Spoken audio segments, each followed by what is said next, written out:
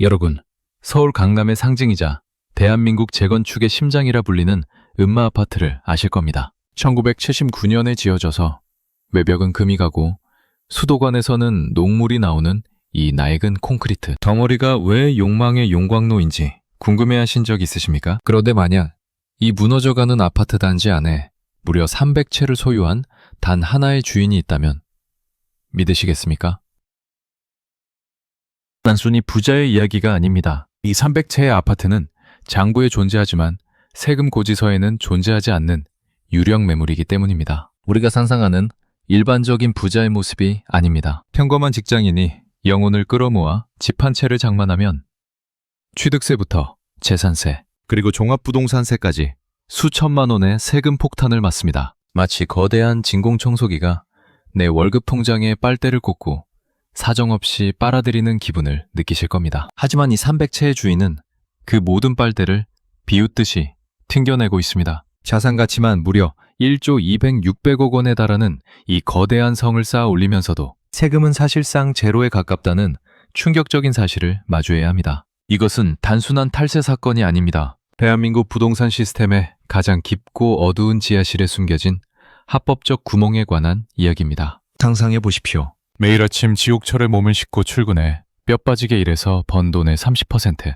40%를 세금으로 떼이는 여러분과 달리 이 300채의 주인은 가만히 앉아서 자산 가치가 매년 수억 원씩 오르는 것을 지켜보며 커피를 마십니다. 그 커피값조차 비용으로 처리해 세금을 줄이고 있을지도 모릅니다. 어떻게 이런 일이 가능할까요? 음마 아파트 복도에 들어서면 느껴지는 그 퀴퀴하고 습한 공기처럼 우리의 마음을 답답하게 만드는 이 진실의 실체는 무엇일까요? 도대체 어떤 마법을 부렸기에 1조 원이 넘는 자산을 굴리면서도 국가의 조세 시스템을 유유히 빠져나갈 수 있었을까요? 지금부터 그 300개의 밀실문을 하나씩 열어보려 합니다. 이 문 뒤에는 우리가 믿어왔던 공정이라는 가치가 얼마나 처참하게 부서져 있는지 보여주는 차가운 계산기가 놓여 있습니다. 단순히 화를 내기 위해 이 이야기를 듣는 것이 아닙니다. 우리가 사는 이 자본주의 정글에서 포식자가 어떻게 시스템을 이용해 먹잇감을 사냥하는지 그 메커니즘을 뼈저리게 이해해야만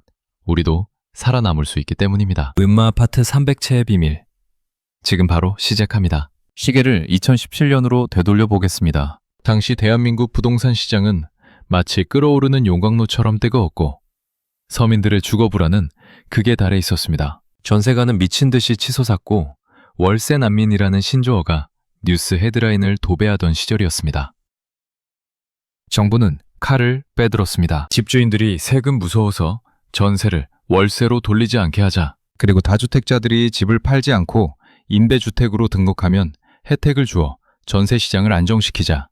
이것이 당시 정책의 핵심이었습니다. 이른바 주택임대사업자 등록 활성화 방안이 발표된 순간입니다. 취지는 더할 나위 없이 좋았습니다. 세입자에게는 장기간 안정적인 거주를 보장하고 집주인에게는 세금 감면이라는 당근을 주어 윈윈 구조를 만들겠다는 장밋빛 청사진이었습니다. 마치 굶주린 사람들에게 빵을 나눠주기 위해 공장 사장님들에게 밀가루를 싸게 공급하겠다는 논리와 같았습니다. 하지만 경제학에는 의도하지 않은 결과의 법칙이라는 무서운 원리가 숨어 있습니다. 지옥으로 가는 길은 선의로 포장되어 있다는 말처럼 이 정책은 대한민국 투기 역사상 가장 강력한 면죄부로 변질되고 맙니다. 당시 현장의 분위기를 기억하십니까? 세무서와 구청 앞에는 임대사업자 등록을 하려는 사람들로 긴 줄이 늘어섰습니다. 그들의 손에는 땀에 젖은 서류봉투가 들려 있었고 눈빛에는 이제 세금 걱정 없이 집을 사 모을 수 있다는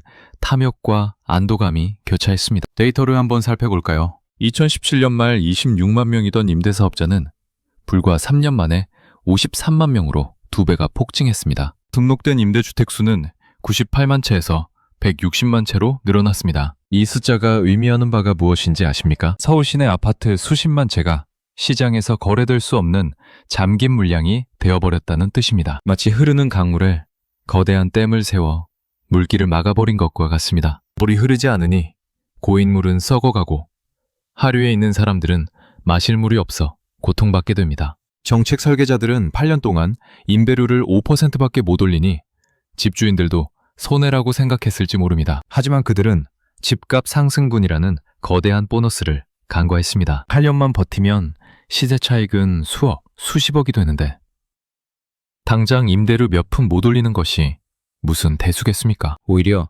종합부동산세 합산 배제라는 엄청난 특혜는 이들에게 날개를 달아주었습니다. 집을 100채를 사도 200채를 사도 종부세 대상에서 빠진다면 여러분은 어떻게 하시겠습니까? 돈을 빌려서라도 미친 듯이 집을 사 모으지 않겠습니까? 음마아파트 300채의 신화는 바로 이 제도적 허점을 파고든 치밀한 계산의 결과물입니다. 그들은 정부가 깔아준 레드카펫을 밟으며 유유히 투기의 성으로 입장했습니다. 이제 조금 더 깊이 들어가서 이 300채 보유자가 누리는 세금 혜택의 메커니즘을 해부해 보겠습니다. 보통 사람들이 가장 무서워하는 세금이 바로 종합부동산세, 즉 종부세입니다.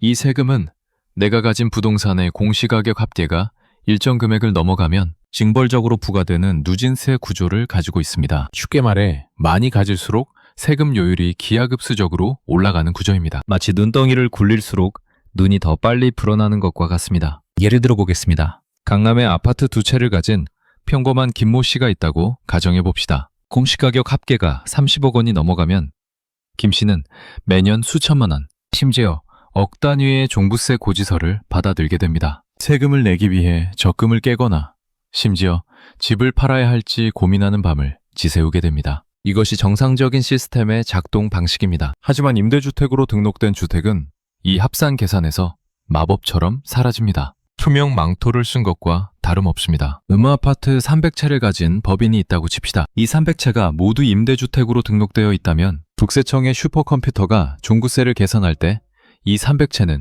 0채로 인식됩니다. 합산 배제라는 네 글자가 가진 파괴력은 실로 엄청납니다. 종부세는 0원입니다. 재산세도 면적에 따라 50%에서 최대 100%까지 감면받습니다. 양도소득세는 어떨까요? 장기보유 특별공제라는 명목으로 70%까지 깎아줍니다. 사실상 세금을 거의 안 내고 막대한 시세 차익을 고스란히 챙겨갈 수 있는 구조입니다. 이것을 숫자로 환산해보면 충격은 더 커집니다. 만약 이 혜택이 없었다면 이 법인이 매년 내야 했을 종부세만 해도 수백억 원에 달했을 겁니다. 10년이면 수천억 원입니다. 이 막대한 세금이 국가 재정으로 들어오는 대신 특정 개인이나 법인의 주머니 속으로 사라진 것입니다. 이 돈은 도로를 깔고 학교를 짓고 복지를 확충하는 데 쓰였어야 할 공적 자금입니다. 더욱 기가 막힌 것은 이 시스템이 되먹임 고리, 즉 피드백 루프를 형성한다는 점입니다. 세금 부담이 없으니 집을 팔 이유가 없습니다. 매물이 잠깁니다. 공급이 줄어드니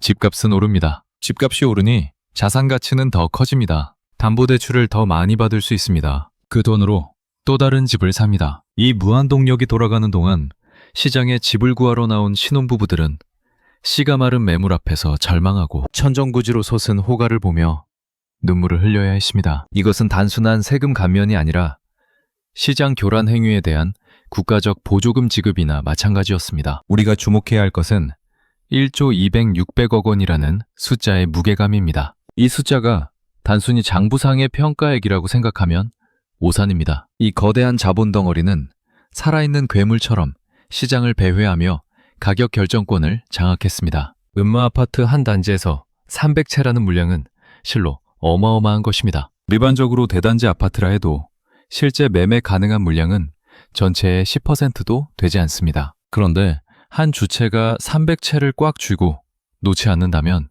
어떤 일이 벌어질까요? 그 단지의 전세 가격과 매매 가격은 이 주체의 의지에 따라 춤을 추게 됩니다. 이들이 물량을 조금만 잠가버리면 전세가는 폭등합니다. 반대로 물량을 한꺼번에 풀면 시장은 붕괴할 수도 있습니다. 즉, 일개 임대사업자가 시장에 보이지 않는 손을 꺾어버리고 가격을 통제하는 조물주 행세를 할 수 있게 된 것입니다. 이 300채가 만약 시장에 정상적으로 풀렸다면 어땠을까요? 판매 가구에 새로운 주인이 생겼을 것이고 그만큼 전세난도 완화되었을 것입니다. 하지만 이 매물들은 임대사업자라는 튼튼한 금고 속에 갇혀버렸습니다. 더 큰 문제는 이러한 현상이 음마아파트에만 국한된 것이 아니라는 점입니다. 반포, 잠실, 마포 등 서울의 핵심 요지마다 수십 채, 수백 채를 가진 법인들이 암약하고 있습니다. 통계에 따르면 상위 10명의 임대사업자가 보유한 주택 수만 해도 수천 채에 달한다고 합니다. 이들은 기업형 임대관리라는 명분을 내세우지만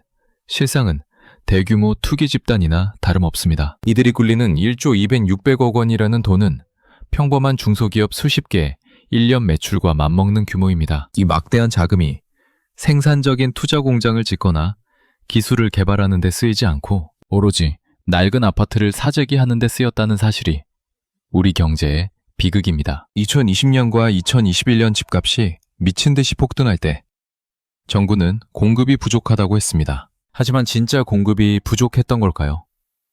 아니면 누군가 공급을 인위적으로 틀어막고 있었던 걸까요? 데이터는 명확하게 말해주고 있습니다. 그 시기 서울의 아파트 재고량은 결코 적지 않았습니다. 단지 그 아파트들이 누군가의 임대사업 등록증 뒤에 숨어 시장에 나오지 못했을 뿐입니다. 우리는 지금 1조 원대의 자산가가 합법적으로 세금을 0원 내는 기이한 세상에서 살고 있습니다. 그리고 그 비용은 고스란히 집 없는 서민들의 주거비 부담으로 전가되고 있습니다. 누군가의 불로소득은 누군가의 피땀 어린 노동소득을 착취한 결과라는 경제학의 냉혹한 진리가 여기서도 증명되는 것입니다. 하지만 우리가 놓치고 있는 결정적 디테일이 있습니다. 단순히 나쁜 부자가 세금을 안 냈다는 권선징악의 이야기가 아닙니다. 이 거대한 특혜 시스템의 이름이 무엇인지 아십니까? 바로 공공지원 민간임대주택이라는 그럴듯한 간판입니다. 공공이라는 단어가 주는 따뜻함과 민간이라는 단어가 주는 효율성이 결합된 것처럼 보입니다. 하지만 그 실체를 뜯어보면 이것은 국민의 세금으로 투기꾼의 리스크를 없애주는 보험 상품이나 다름없었습니다. 정부는 집값을 잡겠다며 강력한 대출 규제와 세금 폭탄을 일반 시민들에게 투하했습니다. 1주택자가 이사를 가기 위해 일시적으로 2주택이 되어도 취득세가 8%, 12%까지 치솟는 징벌적 과세가 적용되었습니다. 평범한 가장이 아이 학교 문제로 전세를 끼고 집을 사두는 것조차 투기라며 죄악시했습니다. 그런데 이 300채를 가진 법인에게는 정반대의 잣대가 적용되었습니다. 오히려 기금 융자를 저리로 지원해주고 용적률 상향이라는 건축 특혜까지 얹어주었습니다. 마치 마라톤 경기에서 일반 선수들에게는 모래주머니를 채우고 특정 선수에게는 오토바이를 태워준 격입니다. 이것이 과연 공정한 게임이라고 할 수 있을까요? 더욱 충격적인 것은 이들이 챙겨간 이익이 사회로 환원되지 않는다는 점입니다. 인배 의무 기간이 끝나면 이 주택들은 시장 가격으로 분양 전환됩니다. 그때 발생하는 막대한 시세 차익은 고스란히 사업자의 주머니로 들어갑니다. 공공지원이라는 명목으로 세금 혜택을 받고 땅값 상승분은 사유화하는 이 기막힌 구조가 10년 가까이 방치되어 왔습니다. 음마아파트 지하 주차장의 어두운 구석처럼 이 제도의 맹점은 빛이 닿지 않는 곳에서 곰팡이처럼 피어올랐습니다. 우리가 분노해야 할 지점은 바로 여기입니다. 왜 정책의 실패는 항상 서민들의 고통으로 귀결되고 혜택은 정보와 자본을 준 자들이 독식하는가 하는 점입니다. 이것은 실수가 아닙니다. 누군가에 의해 정교하게 설계된 부의 이전 메커니즘이라고 봐야 합니다. 제도가 만들어질 때 로비스트들이 국회 복도에서 속삭였을 그 은밀한 대화들이 들리는 듯하지 않습니까? 공공성을 내세워야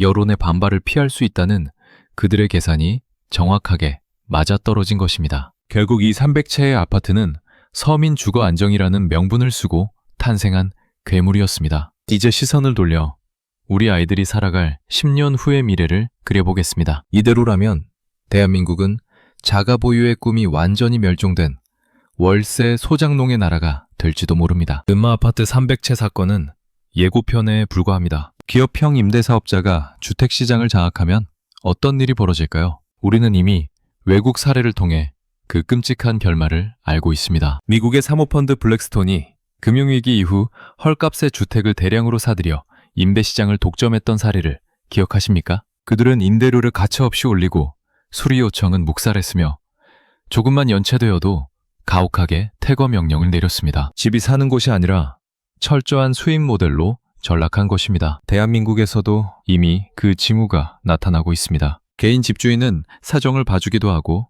전세금을 돌려주기 위해 빚을 내기도 합니다. 하지만 법인 집주인은 다릅니다. 그들에게 세입자는 엑셀 파일에 적힌 하나의 데이터 행에 불과합니다. 수익률이 떨어지면 가차없이 구조조정을 단행하듯 임대료를 인상하거나 매각해버릴 것입니다. 여러분이 평생 월급을 모아도 내 집 마련을 할 수 없는 이유가 단순히 커피를 많이 마셔서가 아닙니다. 운동장이 기울어져 있기 때문입니다. 1조 200~600억 원을 가진 거인과 맨주먹의 여러분이 같은 링 위에서 싸우고 있는 형국입니다. 이 거인은 세금도 안 내고 대출도 쉽고 정보도 빠릅니다. 반면 여러분은 취득세, 재산세, 종부세, 대출이자에 허덕이며 링 밖으로 밀려나고 있습니다. 이것은 소리 없는 전쟁입니다. 총성만 울리지 않았을 뿐 자산이라는 영토를 빼앗기고 월세라는 조공을 바쳐야 하는 경제적 식민지 상태나 다름없습니다. 우리가 지금 이 문제를 바로잡지 못한다면 우리의 자녀들은 영원히 건물주의 눈치를 보며